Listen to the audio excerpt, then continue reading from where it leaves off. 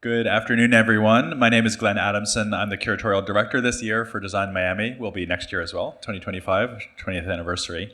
And it's a great pleasure to welcome you to this talk, which I think of all the talks that we're doing this time, with the possible exception of my book launch tomorrow, has the most secure place in my heart because we are talking about the wonderful, amazing, world-leading, and unparalleled Kohler Arts Industries program. So we have an incredible panel here. From the far end, we have Michelle Grabner, the artist and curator, visionary, and theorist. We have Tomas Vu, one of two artists, along with Joel Otterson, here to my left, who has been part of the program, two of many. And we also have Jodi Throckmorton from the Kohler Art Center, the great museum, the greatest little museum in the Midwest, which if you've never visited, if you've never been to Sheboygan, I implore you to go at the first opportunity, and we'll hear a little bit more about the institution in a second. So this is amazingly to me, I couldn't quite believe this statistic, but it has been 50 years that this program has been running, which I'm sure makes it not only the most significant, but also the earliest program of a kind of embedded artist residency in an industrial context. And obviously Kohler is not just any industrial company either, being such a design-led visionary operation in its own right. So Jodi, I thought we might actually start with you, if you don't mind. Yeah, so absolutely. Can you say a little bit about Kohler, the company, and then the residency, what they have to do with one another, why this started when it started, Absolutely. and sort of what's happened since. Absolutely. Well, hello, everyone. It's really great to be with you all. Oh, Nice and close. Thank you. Thank you already. And thanks, Glenn, for moderating the panel. So first and foremost, this residency is a collaboration between the John Michael Kohler Art Center, which is a nonprofit arts organization based in the wonderful Sheboygan, Wisconsin, and Kohler Company. And so the residency itself is in the Kohler Company factories in Kohler, Wisconsin. And each year, 12 artists are invited to work directly on the factory floor in the foundry and the pottery of the Kohler factory. So now that means that, and these artists know much better than I do, that you are amidst a very active, energetic, constant production of a factory. That includes loud sounds, that includes heat. But with that, you get 24-hour access to the studio in the factory.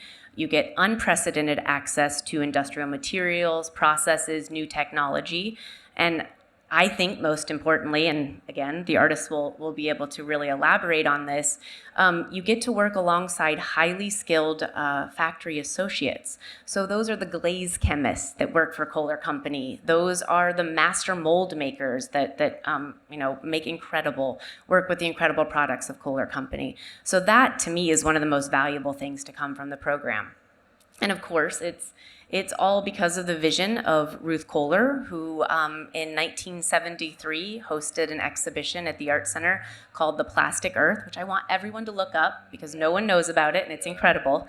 It was 80-some of the best ceramic artists working at the time. So Robert Arneson, Gil Hooley, on and on and on. And from there, they had a one-day seminar with the artists in the factory. And as you can imagine, the artists went absolutely wild for what could be done in the factory, and went to Ruth and said, what would it be like if you let us in there for a couple months to see what would happen? Right. And she did, and it's really that vision with her brother, Herb Kohler, who was then CEO and chairman of the company, that led to what has now been 50 years and over 500 artists to do this program. And it continues today, with the Kohler family. I think that in this room, it probably makes all the sense in the world why artists should be allowed in a factory. But one could question for a business, what's the bottom line interest? But it says something about the Kohler factory and Laura Kohler, who really supports it happening today.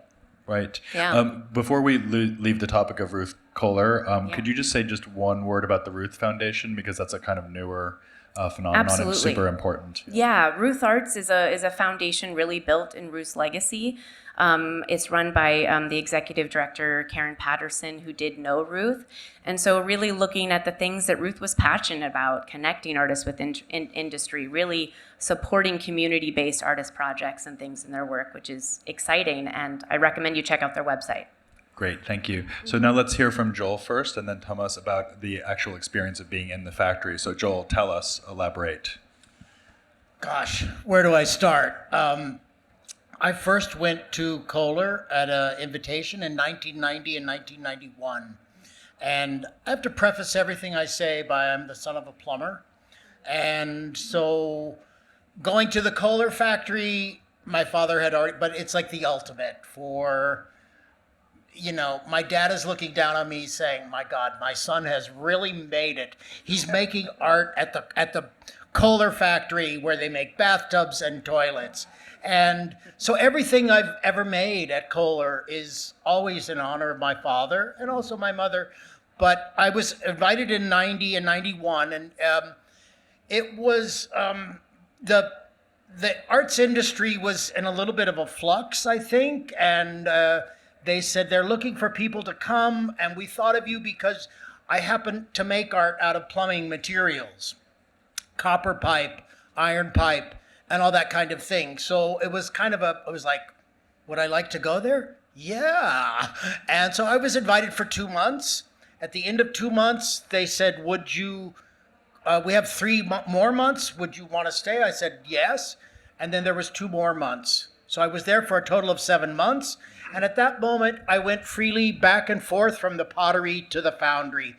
I have a kiln that's coming out at 3 a.m. We get on our bikes, it's 10 below, and you ride over to the pottery to get your stuff out of the kiln. I left there the first time with 12 tons of work, just short of 12 tons, because they weigh the truck when I went in, and they weighed it when I went out, and it was 23,800 something pounds of iron, porcelain, and brass. When I was there, I made whole suites of furniture out of bathtubs, like like a left and a right chaise lounge, and I enameled them, and I did everything that the factory workers would get fired for. They said, "Oh, we can't. If we enameled it like that, I wanted it all speckled. I wanted it to go from one color to the other." But I was allowed to do it. It was amazing, and at that moment, it was like, Kohler makes my dreams come true. All this, I would never have access to something like that. And it was unbelievable. It was also to be in that environment, this blue collar environment. The people at the factory are amazing. I love the Wisconsin people. Some of my friends call it my second home away from home. And it was, you can't talk about my career and not talk about the times I've been to Kohler. And I'm very, very lucky. I was invited back in 2017. I got an email in 2016, and it said, perhaps you never want to set foot in the factory again, but your name keeps coming up, and we wanted to invite you. We have a space available in January. And I was like, yes, I want to come, and it's my dream to come back. I just don't like rejection, so I never wanted to apply, But to be invited to come was amazing. So I went in 2018. I had an idea for a body of work of these vessels that I had seen at the Metropolitan Museum. At the end of my residency, and at the last 2 weeks, you're not supposed to be making any work. You're supposed to be cleaning up and getting ready to ship out stuff. And I had this big thing carved that I was going to cast, but the hoist was down because my mold, I had to use the hoist out on the floor because my mold was going to weigh 6 tons. And the hoist inside the studio only goes to 4 tons. Oh, so it only goes to 4 tons. I know it's like, well, can't we just try this? Maybe it'll work. And so it's about safety. So they said, okay, the hoist is up. You've got a week left. We'll indulge you in trying to make this. It probably won't work, but it might. What do you want to do? And I said, I want another month. And so they said, maybe this is possible, because they were considering giving me a show at the Art Center also. So I came back in a year, and I started exactly where I had stopped off. And it was so great because that year I was away, my ideas completely formulated. I had been to Pompeii the month before. I had seen the Archaeological Museum in Naples. I had looked at lace collections in Milan. And so all of these things that wouldn't have been there the year before. I got to. It's so special. It's so special. And I'm so grateful that the philanthropic side of the Kohler Company is art. Amazing. Thank you, Joel. Okay. Sorry, I just Michelle. want to say something. Yeah. I want to underscore what you're saying, that in 2014, when I curated the Whitney Biennial, I came to your work through Wisconsin, through Sheboygan and Kohler, and the Arts Industry Program. And that's how you were entered in. Otherwise, I probably wouldn't have found you in Southern California. That's very interesting. important. So It's such a big, you can't talk about my career and not talk about Kohler. amazing. So, Tomas, Well, it's nothing like Joe here. how many tons did you make, Tomas? I've only been there once. I think they banned it after Joe. He said, "No, okay, that's it. One only per customer, please."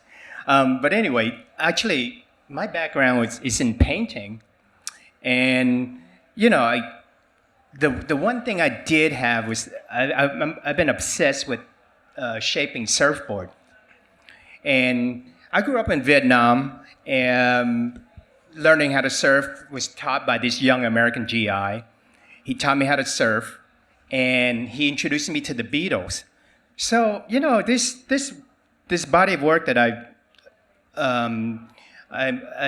went to Kohler with was inspired by that, and so I've been making real surfboards, shaping surfboard. This particular kind of board called Elias. It's out of wood, and then crazy enough, I had this one conversation with a friend of mine, and he said, "Oh, you're making such work that's too functional. Why don't you do something that doesn't work? Why don't you cast these boards, make it out of porcelain?" So out of that, came the idea. Oh, wait a minute. The other thing is I've been going through the whole cycle of. I wanted to do the complete anthologies of the Beatles. So I started with the White Album, Rubber Soul, Revolution. And then I got to Magical Mystery Tour. And that's the most psychedelic one. I said, that is the perfect project I'm going to propose to do at Kohler. It's useless, it's psychedelic, and it's all the things that I can imagine. And then so I tossed my name in there, and sure enough, they were interested. And by the way, I have no idea how to do this thing. I got there, I met this young Caitlin. It was her first month at Kohler. But we went through it together. She sort of baby-stepped me through. She walked me through the whole thing. The mold was an impossible thing to make. It was 800 pounds on one side, 900 pounds on the other side. We had to weld. She did everything. I mean, it was pretty amazing. I was just talking about, without her, I don't think we would have gotten this thing done. She was fearless because she didn't know what she was doing. I didn't know what I was doing. That's how we did this thing. It's because of that. But, along the way, 3 months went by just like that because you're trying to figure out how to do this whole thing. And I can only cast one per day, the mold. We're using things that we use things that would not be normal things for a studio. But, I thank God for her. And actually, we're talking about all the experts. They all came, and we spent weeks trying to figure out how to do this thing because it was so massive. And every time we touch it, the board would snap in half. We had to go through finally, we had to get a robot to suction to pick up the board just so it won't snap because we would have 6 people picking it up at the same time. I said 1, 2, 3, and if anyone is off, it would snap. 27 boards. You're talking about before it's fired, though. That's right. Yeah. Well, because we have to move it. Yeah. Yeah. But once it's fired, it's indestructible. It's pretty amazing. Yeah. And what's more remarkable is they're solid casts. They're not even It's solid. hollowed. So it's That is 120, Oh my God. 125 pounds. And so, it was pretty amazing. And it's because I didn't know what I was doing. That's how we got through. No, really. Because it was an impossible thing. Everyone who came through said, "Oh, yeah, good luck.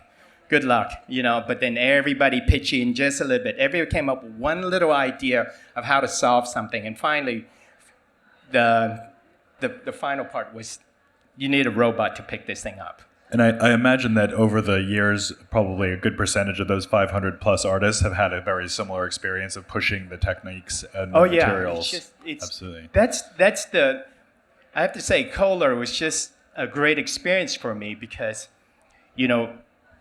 I would have never done anything like this. I don't think there's another place in the world that can do this, really, And also has the experience of working with artists to make it happen. So Michelle, you're, among other connections to Kohler, you are the curator of an exhibition about the history of the arts industries program. So can you say a little bit about that project and how you approached it? Sure. So right now there's an exhibition here in the Design District called Makers in Place, and it's an exhibition that includes over 50 works by artists throughout the 50 years of the residency program. And it is a very diverse exhibition. So you can imagine that we're talking about industrial processes. We're hearing from Joel, we're hearing from Tomas, that within the factory structure, within industrial processes, there are ways in which one makes a mold that can cast 200 toilets, and it has to be precise. So when artists come in to use these processes, whether it's sand casting with the pep set machine or whether it's casting with plaster, that there is kind of a precision craftsmanship involved. That is what unifies artists with very different ideas, different relationships to narrative structure, conceptual art making, research projects. That's what unifies them. But as soon as they enter into these processes, something emerges, right? They're really pushing at these processes. And because these processes are systematic, we're talking about time, right? It takes a full-on day for something to be cast into set. What happens in between that time? How are the materials used to invent other ideas? So you may come in with projects, Joel and Tomas, but other things emerge. So that's what you will see when you come to visit Makers in Place. You will see this vastly breathy array of artwork. Again, processes, time frame, right? That's very important now because as we all know, within contemporary culture, temporalities are a very interesting thing. How do we play through what it takes for time? What we think about in terms of speed of cultural productions? But then how do other things insert themselves within those industrial time frames? And that's where the difference starts coming from. So it's the difference in artistic attitude, their artists' values, things they're thinking about. But it's that intersection between industrial processes, its timing, its methods, and then what artists bring to those processes. So that's what you will see. And ideally, everybody will come and see the exhibition. It's amazing. Yeah. So practically speaking, when you assembled the show, were you going back to the artists who had participated? Was it Kohler archival material? What's actually involved? Yes, thank you. Yes. So the work that you will see is all coming from the Kohler Company's collection. And then the John Michael Kohler Art Center also has a collection of some of the same material, different work, but from the same artists. Yeah. Okay, so there's been a policy of retaining work by the artists over the years. Yes, exactly. And in fact, that's one of the, artists go home with all of the work that they make except two. One stays with the Art Center and one stays with Kohler Company. Got it. Okay. So I'd love to talk a little bit more about the artisans in the factory. So a couple of you have mentioned it already, but let's get a little bit of a better sense of that. So maybe what I'd like to ask Joel and Thomas is if you could just name one person that you remember working with that particularly struck you. But first I want to ask Jodi to just give us a picture of what we're talking about here in terms of an industrial workforce. Who are they? How are they trained? How many different tasks do they undertake on the course of a typical day? That kind of thing. Yeah, I'll do my best. I'm on the Art Center side, but we with the 50th year, we did a lot of exhibitions actually at the Art Center around, the history of the program. And for the first time, we spent time with the factory associates and actually talked to them about the work that they make, because they make artwork now. We found out that some of them, in fact, went to art school. They're industrial designers. They have that background, which is incredible. Some, came up through Kohler Company, starting, sort of on the factory line, and then are working up in other positions. So, that's one of the really special things about, I think, this program, in that what I'm realizing is that the artists also help the factory workers have their work be seen, and have it be seen for the design and for the artistry that it is, frankly, which is really special. Now, and this is a generalization, but I'm going to say it, typically the artists are coming from different places in their life and different, often urban environments, et cetera, than the factory workers. And that can be challenging, but those are also the most incredible moments when you're really bonding from people from two different walks of life over a craft that you're both also learning something from each other about. Yeah. And so those have been the really magic moments to witness. And I didn't say it, but the Art Center administers the program. So I manage the director and the technicians who you mentioned that support the artists in the factory. Right. Okay. So Joel, anybody particularly spring to mind from either of your tours of duty? There's so many people. I think that more like the first time I want to talk about the difference from 1990 to 2017, it's very different. There was Larry, 91. He could grind a sink in 30 seconds, and he was Layout Larry. Yeah, I mean, he was just amazing, this dude. And he came from, his father owned a foundry, so he knew everything about casting. But the difference in 1990 and 91, the workers weren't really allowed to work with us. They weren't even allowed to come into the studio because they were timed workers, but we needed them. So it had to be a little bit covert. Like we were kind of like, hey, can you look at this and tell me why? And Larry was always there with us. But the greatest thing is that when I went back in 17, all that was gone. We had free reign with the workers, and the workers had free reign to come and help us.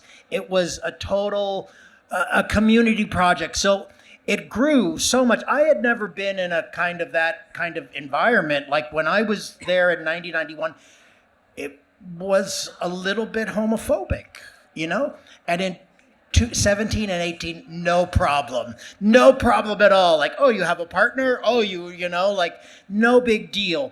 The first thing I cast in 1990 was a Barbie doll. And I wanted to make fireplace andirons out of Ken Barbies. And you're way ahead of your time on that one. So thank you. And so I went and bought Wet n Wild Ken and Barbies, and I'm sitting in the corner of the studio making a mold for the Barbie, and got the Barbie doll there. And so guys would come into the studio and be like, hey, what are you working on? And be like, oh, I'm just thinking about something, not really wanting to let them see I'm playing with a Barbie doll. And so I had it cast. The guy that cast it has no idea what he's casting, but it had shrunk in her belly. And because I didn't know the technical thing, you have to have a pouring cup so that the heat won't shrink the metal. So it's like, oh man, I'm gonna have to go back out and ask him, like, why is this like this? So I'm like, hey man, that thing you cast me yesterday, like, it's got some problems. Can you tell me why? And he goes, wow, finally something we can relate to. And he goes like this, hey guys, look, a Barbie doll. And I was like, oh God, I've been outed. But it was so great. It was so great because I think a lot of people would come and it's like abstract art, dynamic forms, balanced or something. And it was like, oh, he's making Barbie dolls. So, and it was really amazing. I can't say enough about the workers. To be in that environment with them is so special. And that's the thing about being an artist is we work with the fabricator, the blue collar fabricator, and we also, rich people buy art. And so we hang out with the richest and the poorest. Isn't that interesting? You traverse all these we registers travel of the all social circles. Skill. Yeah, and the residency program is sort of a microcosm. It's of a that. microcosm of that. I mean, they're not poor guys. They're hard working. And I remember somebody saying to me, oh, don't you have a dream that someday you'll have your own little store and then your studio in the back where you can sell your stuff out front and then make it in the back? And I go, that's not my dream at all. My dream is to have a big gallery and, dealers to sell my work. And then I would explain to them, selling art is a full-time job. Making art is a full-time job. And that was mind-blowing to them. Wow, right. So Tomas, do you have any particular artisans that stay with you? Yeah, very similar to Joe. These guys come and they make you feel like you're the best thing that they've ever, they make you really feel welcome, and they're there to help. And they have together, they have hundreds of years of experience, and they know when something's not going to work, and they're like, a lot of time they'll go, yeah, we knew that was going to happen. And they're like, well, thanks, I just wasted 2 days. But it was one of these things where they do, and they'll come in and help, and then especially, they're very helpful if you ask them, but they'll leave you alone when it's needed to be left alone. And there I would always have this one, Bob, and Bob. Yeah, of course. And he would just walk me through everything. He just looked like pretty much put his arms around me and said, I'll guide you through this landmine.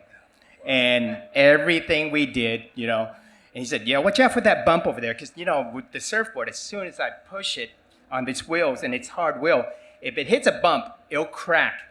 And Bob said, no, you got to go this way. And so he drew out a little map for me how to navigate through the dryer. Wow. That was amazing. And, but that's the kind of thing, they know everything about this factory. And it was the amount of knowledge that comes from this place is incredible. Is that the perfect metaphor? Literally drawing you a map of how you get around the factory? That's amazing. Wow. He knows every bump on the floor. Wow. So, Michelle, having done research into this history of this program, I have to ask, did you also pick up evidence of conflict that arises out of this encounter of cultures? You have artists on the one hand, as we've been hearing, you have these super skilled, so-called blue-collar artisanal workers.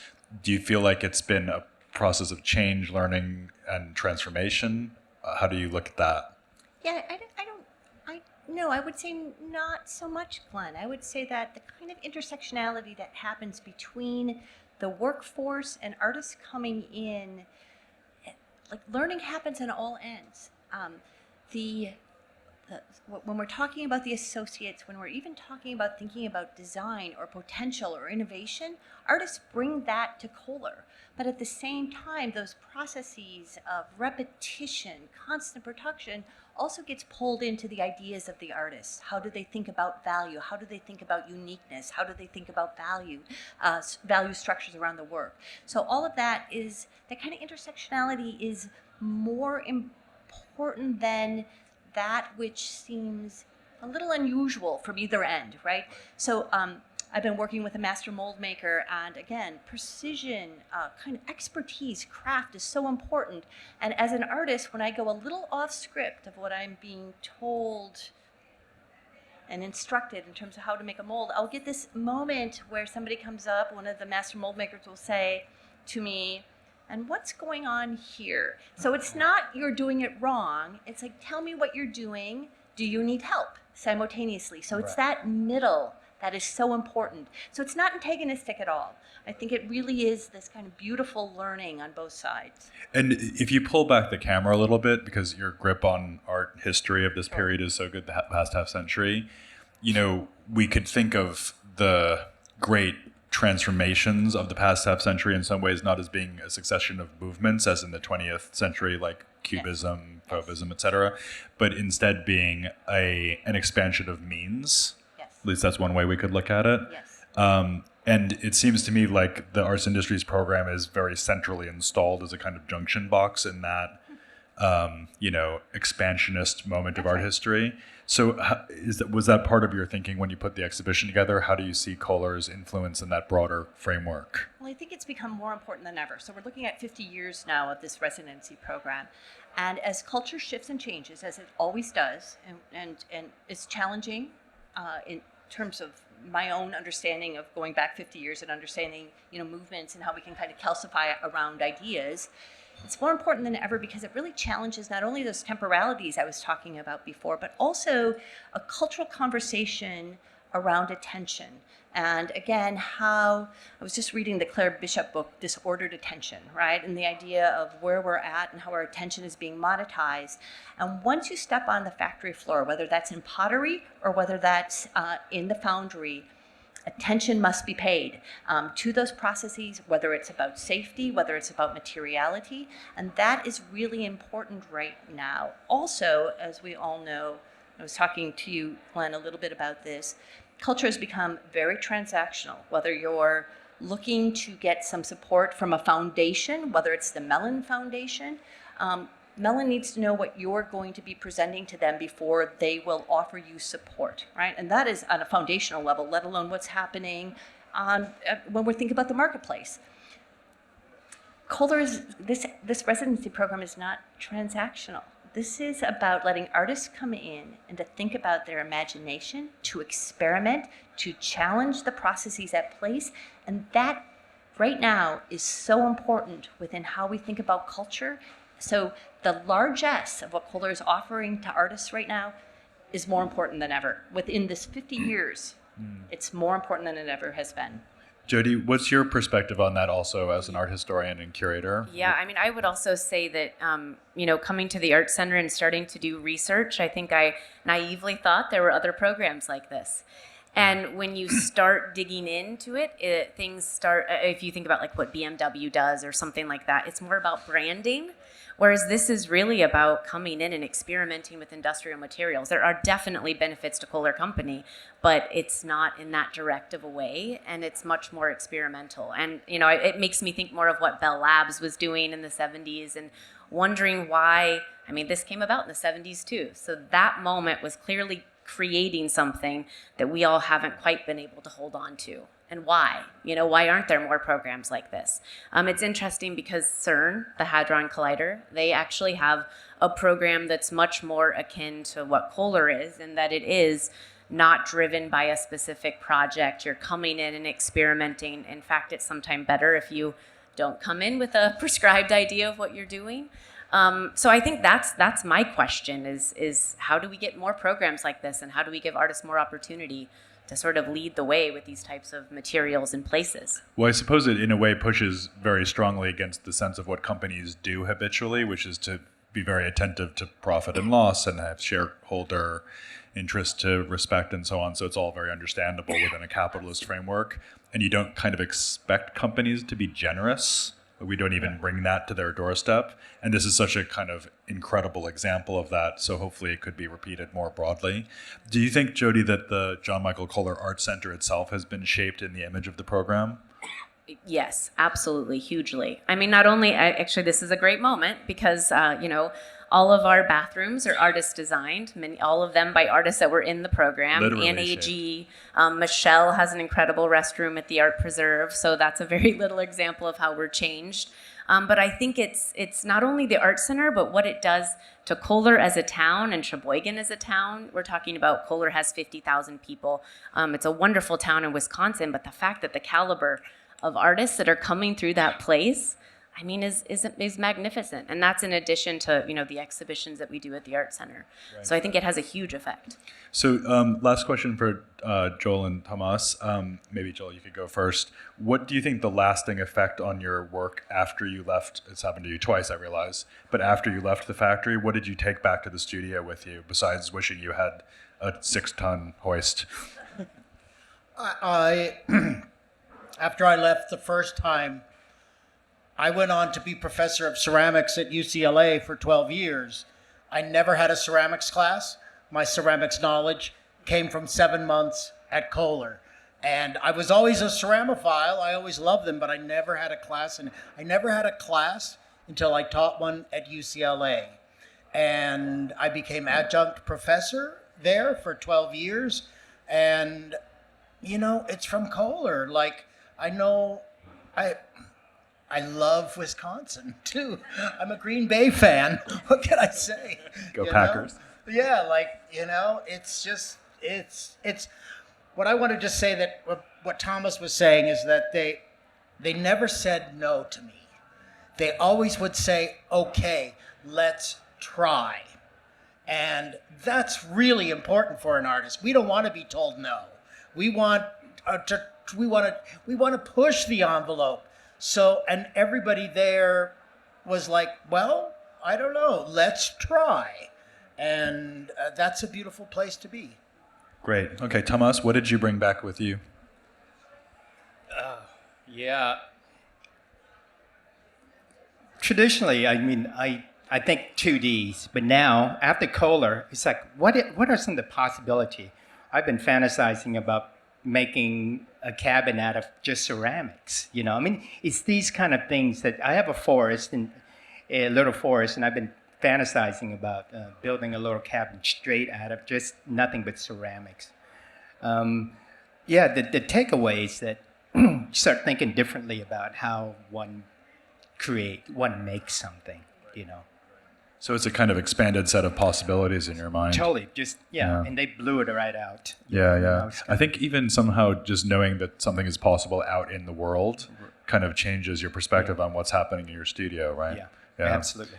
So one last question for Jodi and Michelle, and obviously you guys want to weigh in on this as well. One word that we haven't used yet is design, which is what we're nominally here to talk about, at Design Miami. And I wonder how you think about this program as exposing a design function within art practice, if I could put it that way, which is maybe a reversal of how we often talk about it in this field. I think often to our detriment. It's like if a design work gets good enough or expensive enough, we start calling it art or design art, which is kind of a ship that's sailed now. But I think there's maybe a greater validity to the idea of talking about a certain habit of mind or problem-solving capability or even form-giving capability that we might call design that perhaps always exists within art practice. And maybe the arts industries program brings that to the fore. Michelle, what do you think about that? Yeah, so under Laura Kohler's stewardship, we started Makerspace, and Makerspace is an invitational residency that can work as a 3-week creative sabbatical for designers, for architects, and even for artists, or it can help promote the production or commission of a work. So right now we're working with the artist Patty Chang, who is invited by a curator at the Met, who's working on a chinoiserie exhibition, to make a ceramic designed massage bed. So that is happening now. So we're working in partnerships with different organizations, different institutions on thinking about not just artists coming in to have this experimentation with the processes, but actually thinking through design elements, thinking through architectural elements as well. So it is something it's something that's additional to the ongoing arts and industry program, but really thinking about moving design into that program as well, designers and architects. Right. And when you look at the broader landscape, obviously so much sculpture now is fabricated, as we say, outside of an artist studio. That also, it seems to me, has a very strong element of design in it, whether that's literally designing something on screen digitally, prototyping practices, lots of things you would actually see happening with a bathtub at Kohler are actually being applied in a sculptural context, aren't they? Yeah, no, that's right. Many artists come through and actually will think, when they're thinking about design, will use some of the kind of prototypes of production line material, whether they're a new line of sinks, and again, transforming that slightly. There is a beautiful Beth Campbell piece in the exhibition Makers in Place that, to see the transformation that happens with the form itself, the vocabulary of the form itself, is a fine line between, again, a production line and an artist's interpretation, or how they end up doing that transformation. Right.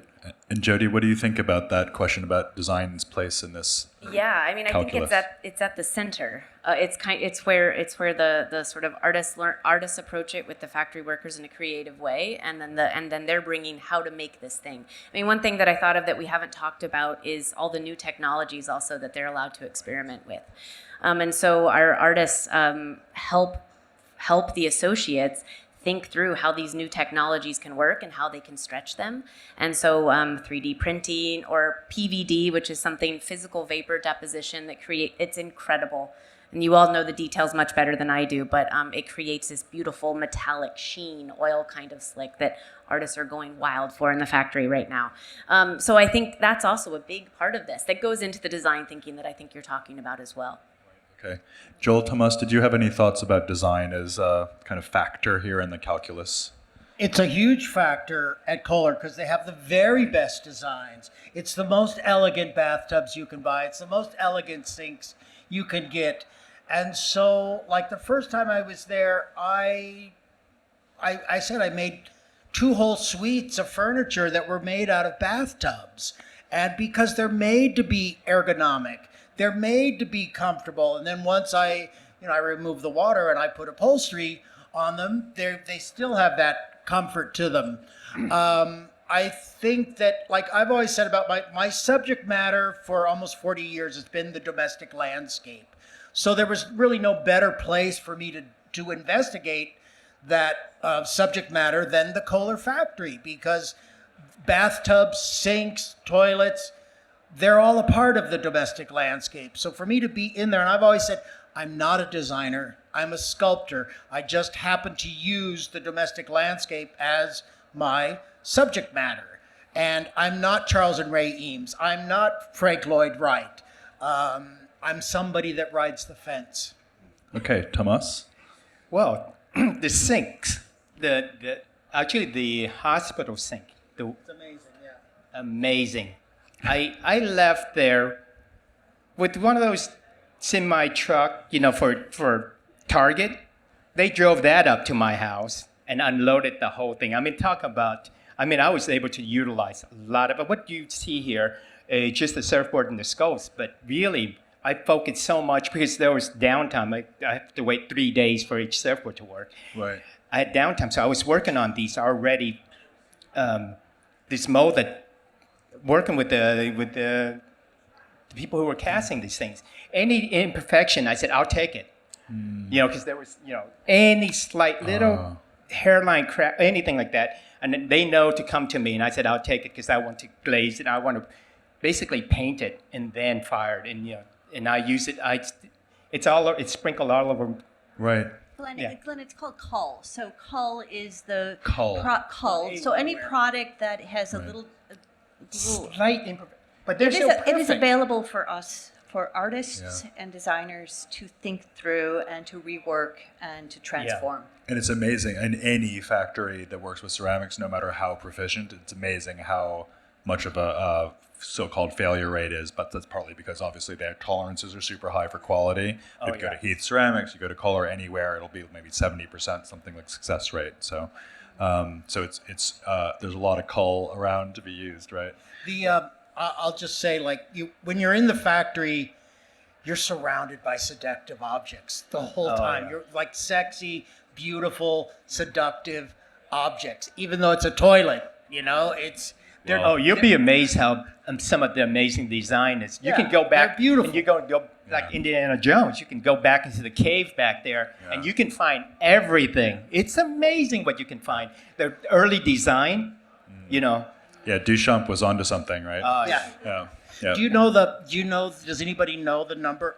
When I was there before, there was a toilet and it had gone through 76 times to get it to be A1 ware. So there's the tiniest little bubble, and they don't just cull it.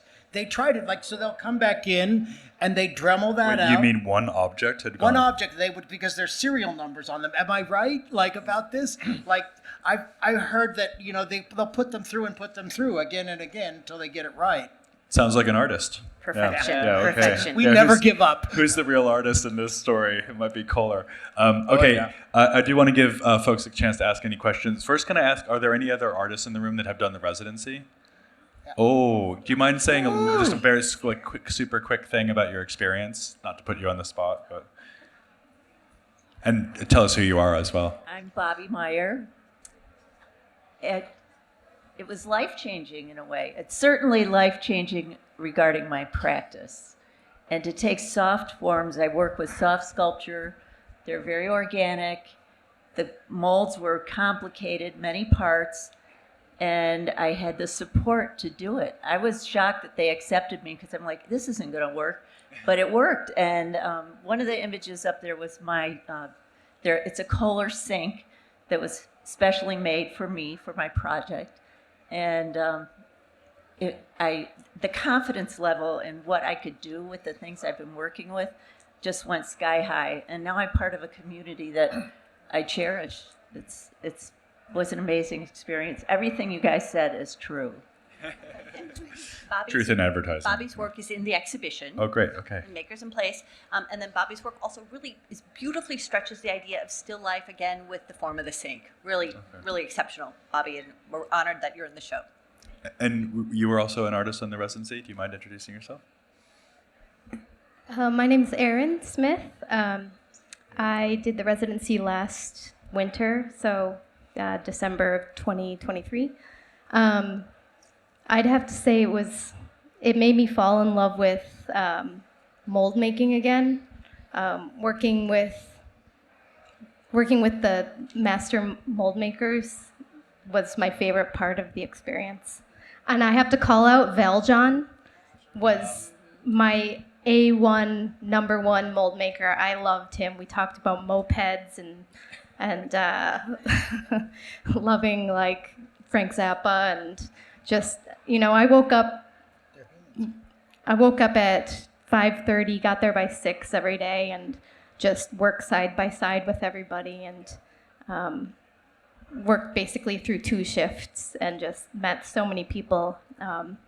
Really, one of the best experiences I've had art making. One thing I noticed from the conversation is that time comes up a lot. Like you talked about downtime while you're waiting for something to happen, how you fill that time productively and creatively, and the idea of the shift or, the early morning.